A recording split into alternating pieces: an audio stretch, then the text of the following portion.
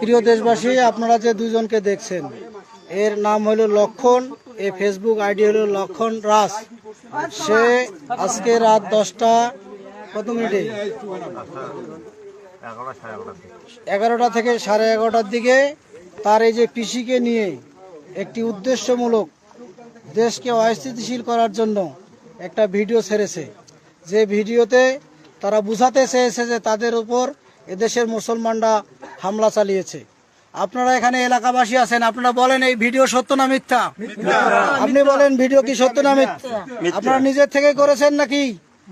বলেন নিজের থেকেই ভিডিও করেন নাই?